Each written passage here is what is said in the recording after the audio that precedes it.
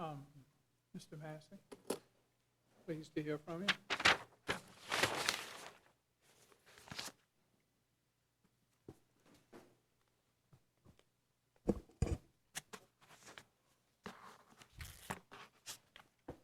Good morning. May it please the court, my name is Wade Massey. I represent Power Fuels, who is the petitioner in this case. Your Honor, Power Fuels is a contractor for Virginia Dominion Power. It's a company that has 12 employees. They work at a site adjacent to Dominion's plant in Wise County, Virginia. Power Fuels itself does not mine any coal, it does not sell any coal, and it doesn't wash or clean any coal. The purchaser of the coal is Dominion. Dominion buys the coal from different producers and has it transported to this Power Fuels site. Power Fuels stores this coal in different piles for the different producers, one for each producer. And then each day, Dominion tells Power Fuels what coal it wants out of each pile. Bring us 2 scoops, bucket loads, from this pile. Bring us 3 scoops from this other pile. Blend them together, put them on a truck, and haul them across the street.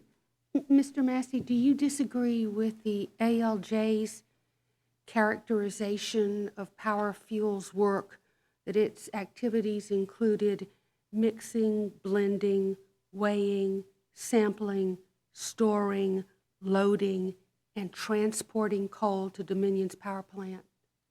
If I followed all those verbs, I don't think so. I think it does each of those things. It receives the coal, it's unloaded at the site, it's sampled at the site, it's blended together at the site pursuant to the specifications of Dominion, and it's reloaded and transported across the street. So all of those things do occur there. That's correct. Now, all of those things, of course, also occur at a great many other sites across the United States that are not mines. Every utility, every steel company receives a blend of coals, and they Correct. But the issue, just to make sure I'm grasping the issue that we have to decide, is whether those activities meet the Mine Act's definition of the work of preparing coal. And that's in a nutshell, is it not what we have to decide here? I agree entirely with that point. I think the question is whether under the statute that Your Honor is making reference to now, 802I, definition of work of preparing the coal, are all of those verbs that are listed in that statute, which we fall within those verbs, are they enough to subject us to Mine Act jurisdiction? Or, Not the statute, you mean the ALJ finding? well, I was referring to the statute itself that I think the ALJ was attempting to apply, which is the definition of work of preparing the coal, which has those same type words in it. So the question I think Your Honor is getting to, and I want to get to, is it enough for those things to be conducted by someone, or must there be some further limiting factor to those activities? And we suggest that there should be some further limiting activity, and the words themselves are built into the statute, into the last part. How far away is your plant from Dominion? It's immediately adjacent to Dominion property. All right, and they give you, how often do they give you the specifications for the kind of coal they want? Daily or more. Okay, So and the specifications vary a good bit from day to day, don't they? They do, Your Honor. I mean, it's, what you're doing is important work and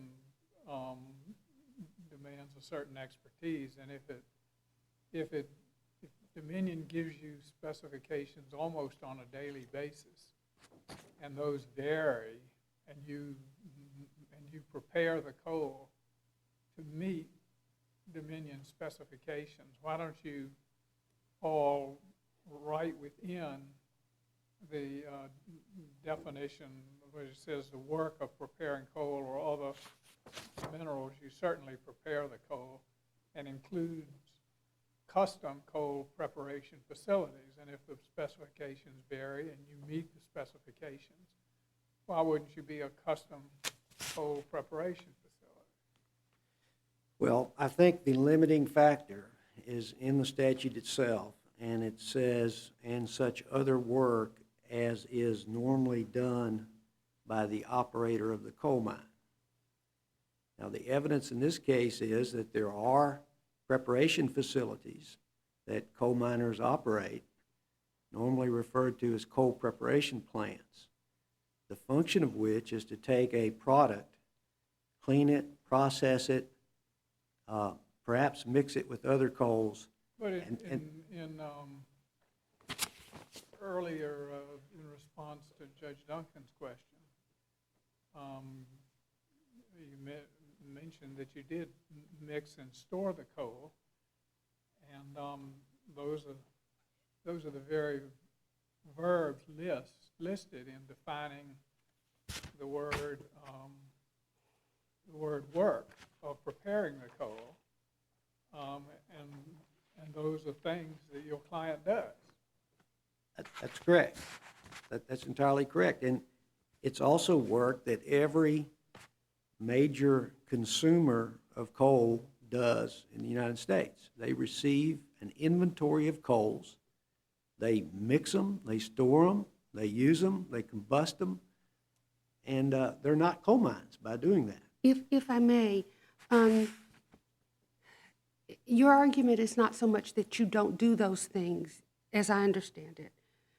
Your argument is that the sentence in 802I, as is usually done by the operator of the coal mine, means that not all mixing, storing, loading, etc. qualifies as preparation. Only those activities only qualify if they're usually done by the operator of the coal mine. Is that the distinction that you're making? Precisely, Your Honor. And if I may, as a follow-up, that leads me to my next question, and that is, what is the standard of review? What deference, if any, do we owe to the agency that administers the act? Well, the most direct statement on that I've located is in United Energy Services, a 1994 decision, wherein the court said, because the questions we address are matters of statutory interpretation, and the facts are essentially undisputed, true here, the standard of review is plenary. So we suggest to Your Honor that this is a matter of statutory interpretation. That it is a matter of law subject to de novo review? Is that what you're saying? Yes, Your Honor. But even if it is subject to statutory, I mean, if it is purely a matter of law, why wouldn't such other work as is usually done by the operator of a coal mine stand independently of the verbs mixing and storing and blending? I mean, we have a number of canons of interpretation that would give independent significance to it, and why shouldn't that canon of interpretation, which gives independent significance to a phrase like this, why wouldn't that apply in the context of a statute where the list of verbs and things are clear that Congress intended comprehensive coverage? that Congress really seems, when you read the statute, to want to include in the protections of this act people who were performing coal preparation activities of whatever sort, because they might be exposed to the same dust and pulmonary hazards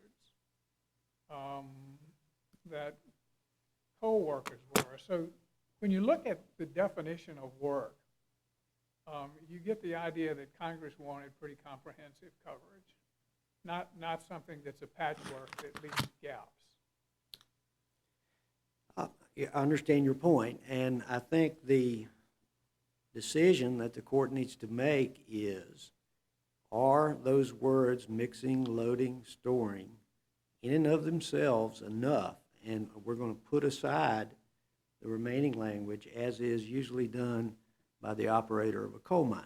That's one possibility, I'll grant you. If you take that possibility, though, you're taking a Mine Act definition and applying it to just about any user or consumer of coal, because they all receive it, load it, unload it, mix it, store it, and combust it. Yes, except for the fact that we're dealing with not just any consumer of coal, but with a facility here that's preparing coal to customized specifications. I wouldn't agree that they're preparing this coal. None of this coal quality is being adjusted in any way. These are simply finished products. If you're blending the coal, you're preparing it for the Dominion's final use. Well, prepare perhaps in the sense of getting ready to, but I don't believe prepare in the sense of coal preparation. Coal preparation means you're doing something to the coal to improve the quality of it. You're removing the impurities from the coal. You're trying to get a more enhanced product to use by doing those things. That's coal preparation. They're coal preparation plants. Some of this coal goes through sophisticated coal preparation plants before it ever even comes to power fuels. There can be more than one person that helps prepare the coal. Certainly, that's certainly a possibility, but it's different. We submit, based on the evidence, it's different to blend coal for combustion at a site, which is what's done here, versus taking perhaps raw coal, run-of-the-mine coal, removing impurities, processing it, crushing, sizing, breaking the coal, getting it to a set of specifications for resale.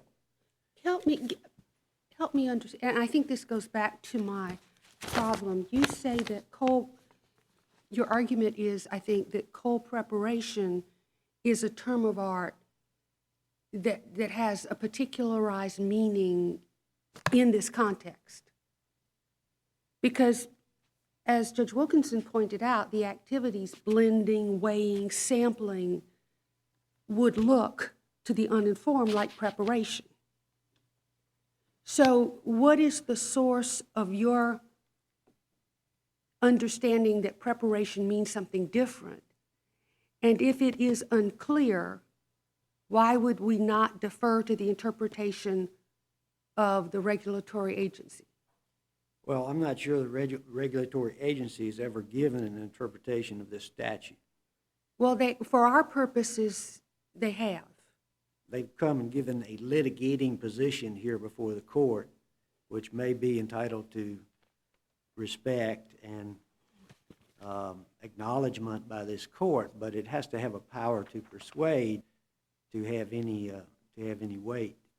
So, but following up on Judge Duncan's point about the deference, isn't the secretary here in charge of sort of demarcating the boundaries between OSHA on the one hand and MSHA on the other?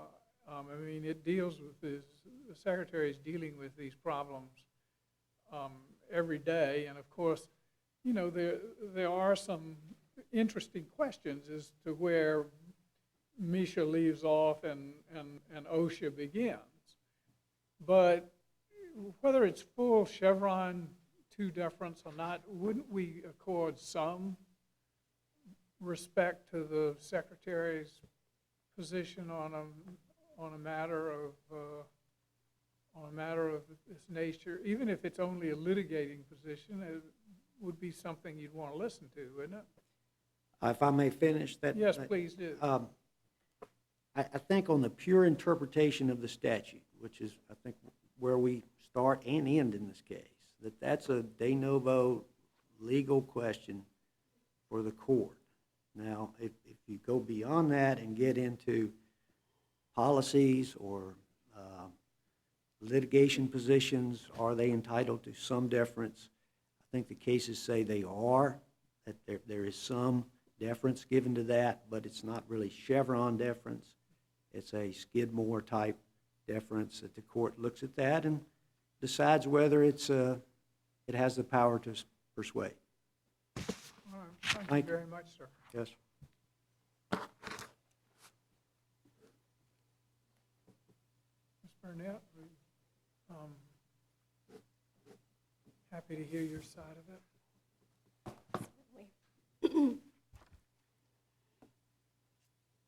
Good morning. May it please the court. Tamara Hofleiser for the Secretary of Labor. This Ms. morning, Burnett, oh, sorry. I am sorry to do this. And wherever you wish, if you would, if you're coming to it anyway, don't come to it out of order. But I am wrestling with this issue of the standard of review. So if you would incorporate that into your argument, I would appreciate it. certainly. I would like to discuss 3 points this morning. First, that the court can decide the issue presented on the plain language of the Mine Act. Second, that it can decide the case before it on the basis of its existing Mine Act precedent. And third, if the court does find that the statutory language is ambiguous, that deference is owed to the Secretary's reasonable interpretation of the Mine Act. Turning to the first point, this case can be decided on the plain language of the Mine Act. Congress created a very broad definition of what constitutes a mine. Such a definition extends beyond the mere extraction of coal. And the Mine Act defines a mine as the work of preparing the coal and includes a custom coal preparation facilities. The work of preparing the coal includes enumerated preparation functions such as drying, cleaning, washing, mixing, storing, and loading of coal, and it includes a catch-all phrase and such other work of preparing the coal, as is usually done by the operator of the coal mine. This case is therefore very simple. Power Fuels performs several of the functions listed as constituting work of preparing the coal, namely mixing, storing, and loading of coal. And it performs these functions specifically to supply Dominion with the fuel it requires, pursuant to Dominion-specific requirements.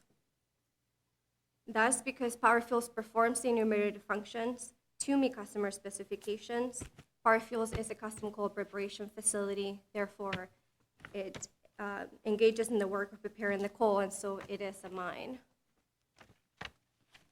The Secretary's interpretation is consistent with not only with the plain language of the statute, but the statutory purpose, which is to protect individuals who are engaged in the work of preparing the coal who may be exposed to such hazards as your honors have cited to before, such as coal dust in the air and the... But why don't you get back to Judge Duncan's question about what you think the standard of review is?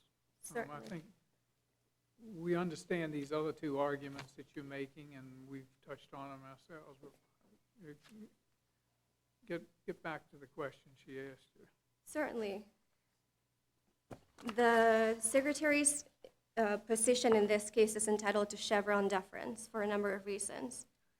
The first is that in Martin versus Osherick, the Supreme Court found that the Secretary's interpretation of OSH Act regulations are entitled to Chevron deference. And the court reasoned that the Secretary's act of litigating before the commission is agency action, not a post hoc rationalization of it. And the Supreme Court in that instance relied on the fact that the Secretary operates under a split enforcement scheme under the Occupational Safety and Health Act. And that same split enforcement scheme appears in the Mine Act. In Martin, the court recognized that the Secretary has all of the interpretation, enforcement, and policymaking authority under the OSH Act, and the same is true under the Mine Act, whereas the Commission has the adjudicatory functions and acts like a court, so it does not have the policymaking authority. And so it is the Secretary that is sort of the interpretation under these split enforcement schemes. Since Martin versus Osherick, this court has decided in a number of instances that Martin versus Osherick applies both to the Mine Act context and to the Secretary's interpretation of the Mine Act specifically. For instance, in mutual mining, this court decided, applied Martin to the Mine Act and granted Chevron deference to the Secretary's interpretation of the Mine Act, advanced in litigation, and found that the interpretation was indeed reasonable in that. That's true in any respect. Whether, it's interesting because these administrative law questions about the level of deference can be massaged, and the question is if is it Chevron deference, or is it Skidmore deference, or is it something?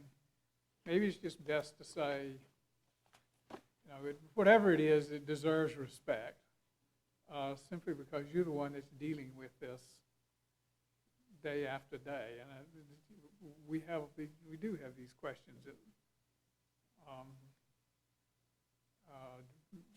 present issues as to what the exact scope of coverage of OSHA is and MSHA is, and how they apply here. This, to be very simplistic about it, this seems to me to be very, very coal related. And Certainly. To actually take a company that engages in the mixing, blending, and storage of coal and say that it's somehow beyond the purview of the Mine Safety Act wouldn't strike the people as commonsensical. If I look at Congress, some congressmen who helped draft and sponsor this legislation, and they say, what? You got this company engaged in preparing coal according to specified orders and mixing it and storing it and blending it, and you're telling me this is outside of the Mine Safety and Health Act? It won't stand up. I mean, that's the nub of it. It's a very broadly written statute, just textually. They didn't want to leave anything out. I think the answer to that is just yes. Yes, Your Honor. The Secretary believes that not only is his interpretation entitled to respect, but his interpretation is correct. So his interpretation would stand under either Chevron or Skidmore or no deference, because the interpretation is correct based on the plain language of the statute. But Counsel, wouldn't you agree that you don't have to get to deference at all here? That what Congress said is clear, and the rule, the standard review is substantial evidence for the right, and they've conceded they do everything that they said they did. That's correct, Your Honor. The Secretary does believe that this matter can be decided on the plain language of the statute, because the statute is clear by enumerating certain functions that Congress understood to be the work of preparing the coal, and Power Fuels does engage in those functions. It does so to meet customer specifications and to prepare the coal for Dominion-specific use, and for that reason, Your Honor is correct that the plain language of the statute does govern in this case. If I could follow up a little bit on Judge Gregory's question, and I'm sorry I forgot to ask Mr. Massey. The phrase on which Power Fuels relies, and such other work of preparing such coal as is usually done by the operator, isn't really a limiting phrase, it's an expanding phrase. It adds on to the list. It doesn't appear to seek to delimit it in any way. I imagine that would be your take on it as well. Yes, Your Honor. The last phrase of the definition of the work of preparing the coal, we understand to simply be a catch-all provision to incorporate any other functions that may be the work of preparing the coal that Congress simply did not envision at the time of the drafting. And Counsel, I'm going to ask my co-panelists if they have any further questions of you, so hold on a minute. certainly. None of the three of us have any further questions. Thank you. Thank you very much.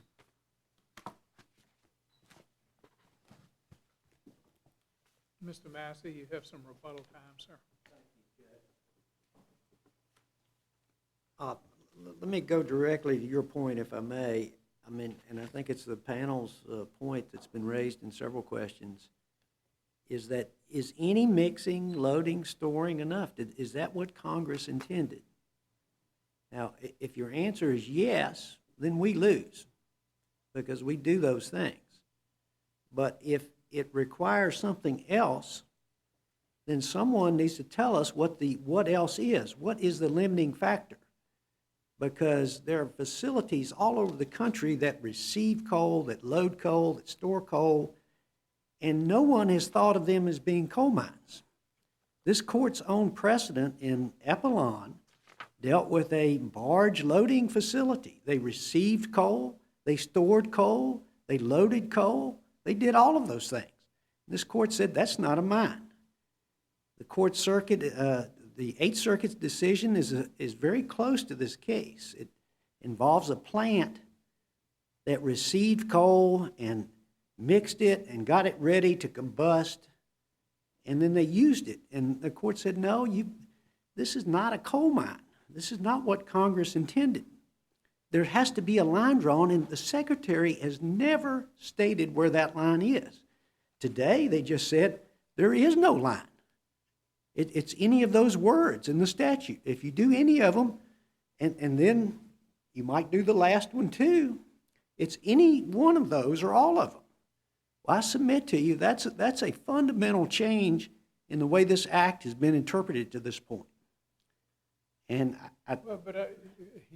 you have the opposite problem, because what you actually seem to want to do is to confine the reach of the statute to the actual extractive activities that a coal mine operator does. I mean, that you want to say that the only entity to which this statute applies is to the operator of a coal mine actually extracting the coal from the ground. And with all respect, I do appreciate your argument, but that is not the way the statute is written. And I don't know, you say, well, the Secretary doesn't have a limiting principle. You have a limiting principle, all right, but it's so limiting it's going to virtually read the act out of existence, or at least cut off about 2/3 of it.